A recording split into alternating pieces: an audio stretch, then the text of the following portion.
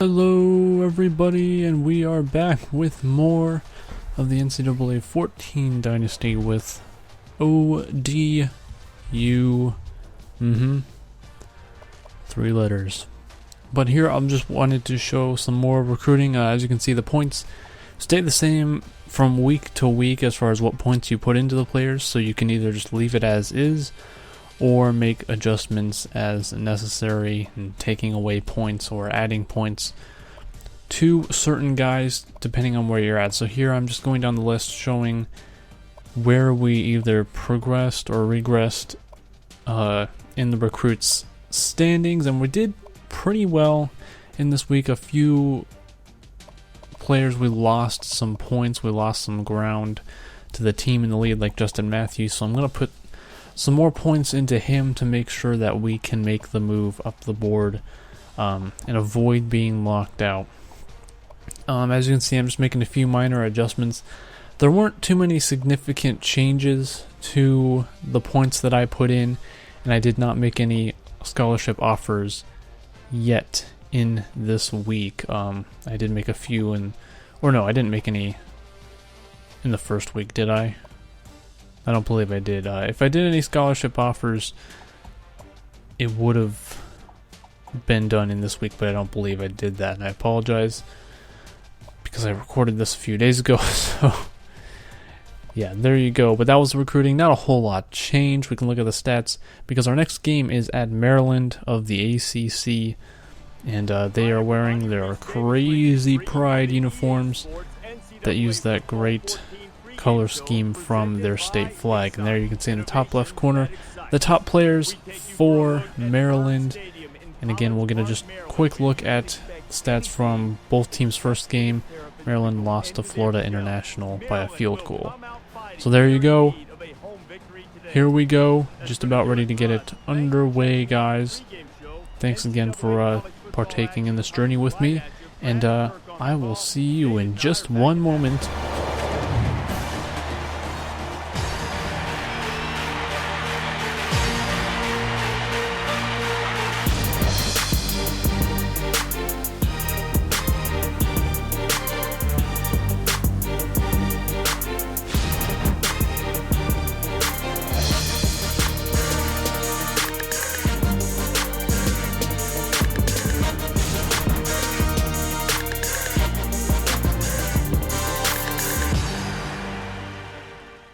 Stadium in College Park, Maryland is rocking with excitement for this football showdown. Let's head down to the coin toss now. And it's brought to you by Coke Zero. Real Coca-Cola taste and 0 calories. Enjoy everything. And here we are, first drive. We got the ball to start the game here. Very first play against Maryland, and hoping for a better results. And Tyree Lee gets 9 yards, better results than we did against East Carolina, which was not a very good game at all for the Monarchs. But, you know, like I said, there's going to be growing pains, so it's to be expected. But it'd be nice to get some surprisingly good games in here, you know, hopefully show that Old Dominion is a competitor early. But we do get a 17-yard completion to Blair Roberts. We do have a good receiving core. And if I was more of a passer, I certainly would utilize them a lot more, but certainly I do like what Lee has to offer at halfback. So 3rd and 6. Now we are in their territory threatening. Now Heineke throws it to Antonio Vaughn, and that is our first touchdown. What a diving catch that was. And Vaughn is the star receiver of this team, and he's one of the best players on the team. But you can see here, he runs a nice little sluggo route and perfect diving catch. 10 out of 10. Russian judge gives 7 out of 10. So we're up 7-0. First touchdown of the season, of the Dynasty. It's a good start on the road against Maryland. I mean, it's not an easy environment to play in, even though the stadium is about half full, as you can see. But there's 2 Browns in the backfield for Maryland. You have C.J. Brown at quarterback, and he is a dual threat. He will take off and run like this. And you have Wes Brown, the halfback, who is just as dangerous. But Brown breaks off the 20-yard run, and he is tough to stop. He's a pretty decent passer, very solid runner, and their 14-yard pass. I just don't know what to do about this guy. But 3rd and 9, our defense has to step up when we get a little pressure to force a bad pass into double coverage. So they would settle for a field goal. 7-3. Old Dominion holds on to the lead for the moment late in the first quarter. And we run a little misdirection out of the flex bone, and Tyree Lee is going to get a big chunk of yards, just about 20 yards on that play. And I was pretty happy about that. But then we're able to utilize the play action and throw it right into Antonio Vaughn again. He gets completely drilled after the catch, but he's already going to have 47 yards on the day, along with that touchdown. So, good. And backup halfback comes in for a little cleanup duty while Tyree Lee gets some rest.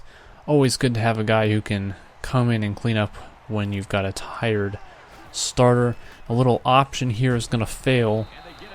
They totally blew that read option up there. So, yes, Old Dominion settles for a field goal, and it's now a 7-point game about halfway through the second quarter. So far, so good. Our offense is actually working out well. The defense making some stops when they need to, and Wes Brown is stopped in the backfield. So, all's well that ends well, I think, until this happens.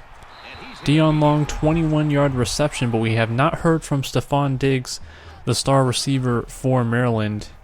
But there's probably a good reason why. When C.J. Brown takes off like this, he doesn't quite have to have the speed to outrun the entire defense with 34 yards, and he's already got 50 yards on the day, and we're not even at halftime.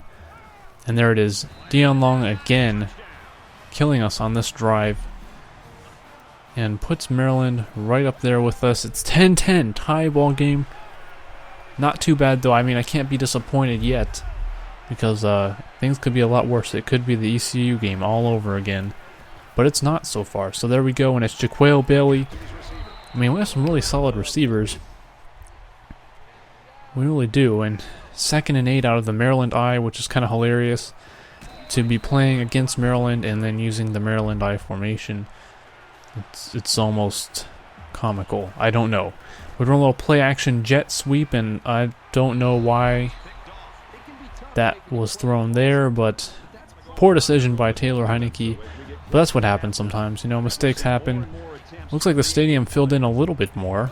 Fans decided they wanted to kind of see something, see a game, but we do sack C.J. Brown coming right off the edge there. Beautiful. I love it. 2nd and 16 in Maryland. Kind of pushed back after that sack. Wes Brown would get launched. Look at this. He gets absolutely launched. I had to go into replay to just look at what happened. It looks like Randolph just uses the steel arm of justice and pushes him with extreme force. As you can see here, he just gets absolutely launched. I thought that was pretty hilarious, just to see that. And then the Infinity Engine has some kind of funny quirks to it, but nothing like game breaking. So here we go. Wes Brown gets absolutely destroyed again. Poor Wes Brown. Feel bad for him, but not really. So 1st and 10, 15 seconds left in the first half.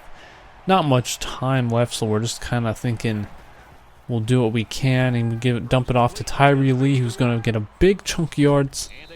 Goes out of bounds for a free timeout. So there you go. 8 seconds left. First down. Heineke back to pass. Pressured and throws it into the flats where there are 2 guys covering the halfback. A horrible, horrible decision, and it's a pick 6.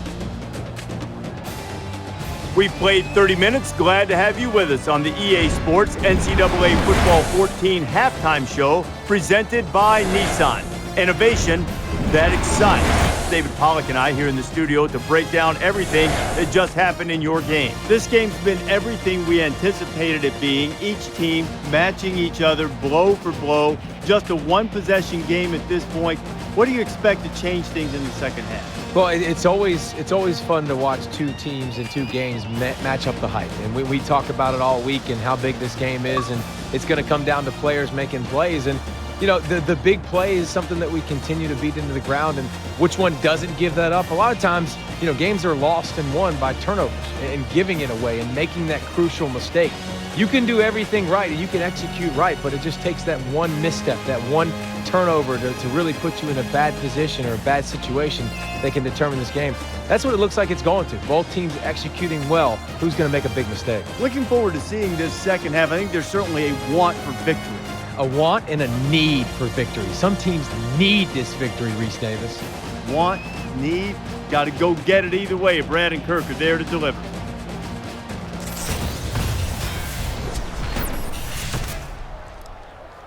All right, Maryland took the lead 17-10 in the first half, and they get the ball to start, and that pick six at the end of the half was horrible.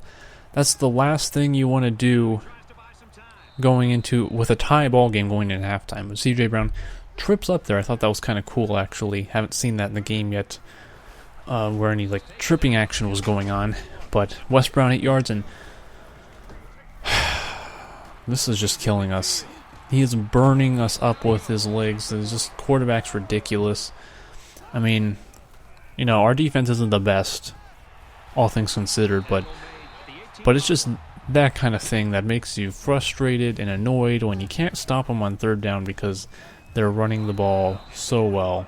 But there we finally get a stop in the backfield, -3 yards, and it's 3rd and 9 now for the Terrapins. But backup halfback Brandon Ross comes in and says no.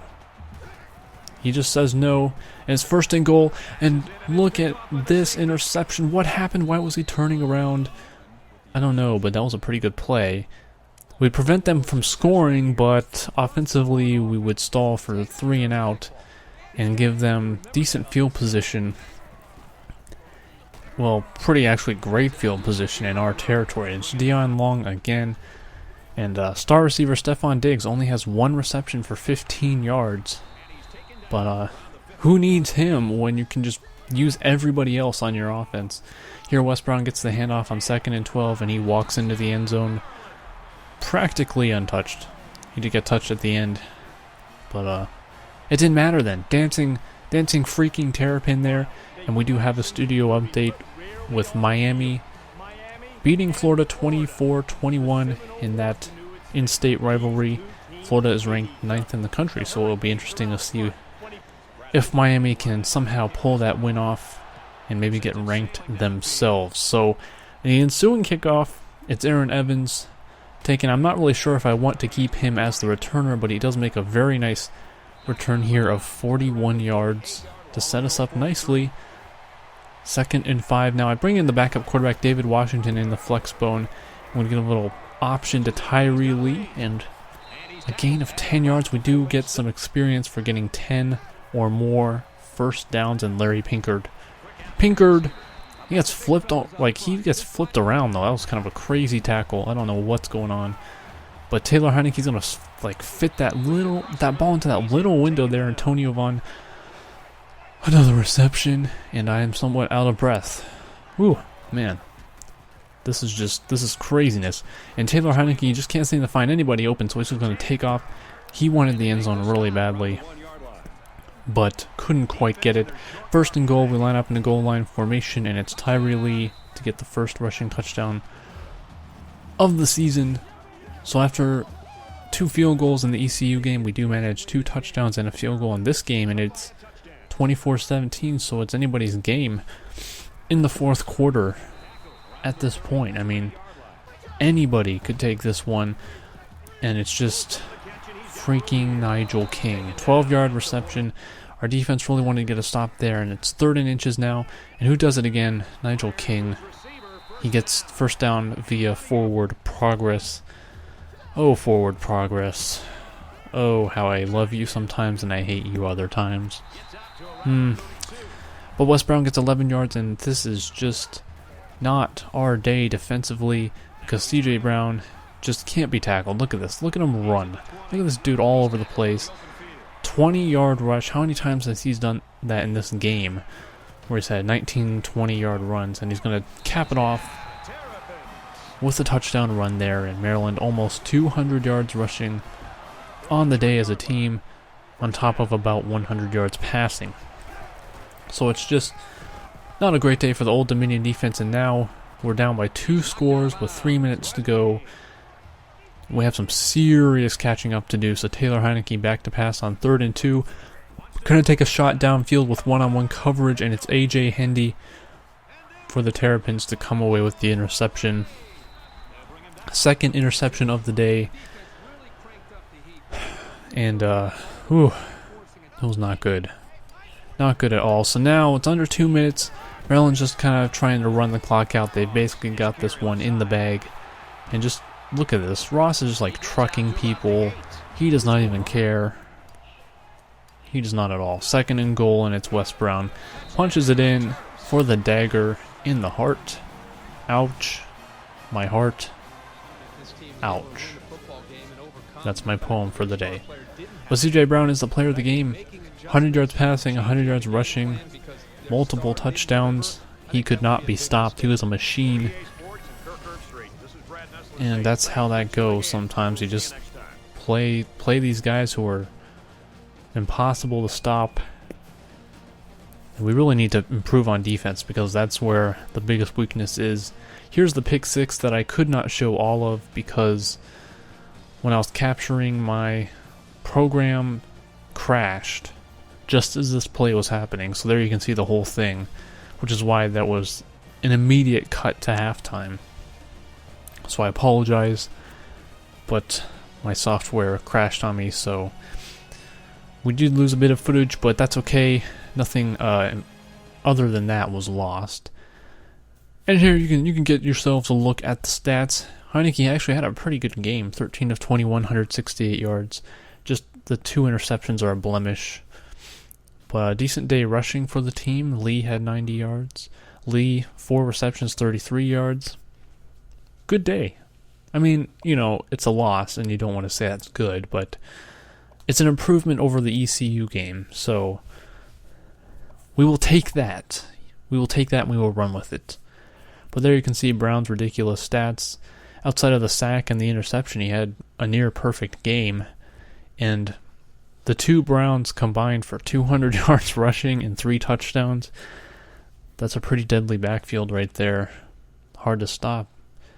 But they didn't really need their receivers too much.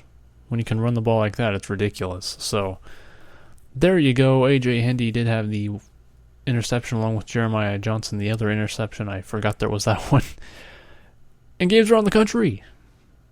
FCS Southeast upsets Texas Tech, and FCS Midwest upsets Purdue. What the heck is going on? What is going on? But there you can see.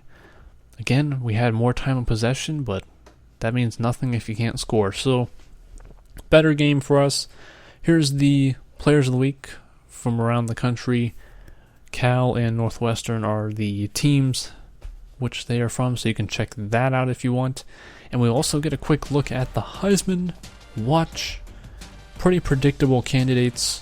It's early in the season, so we'll see how this goes. But Manziel, McCarron, Miller, Martinez, Bridgewater, pretty predictable as far as candidates go. So next week we have Virginia Tech. That video should be up within the next couple days, guys. So I will see you then.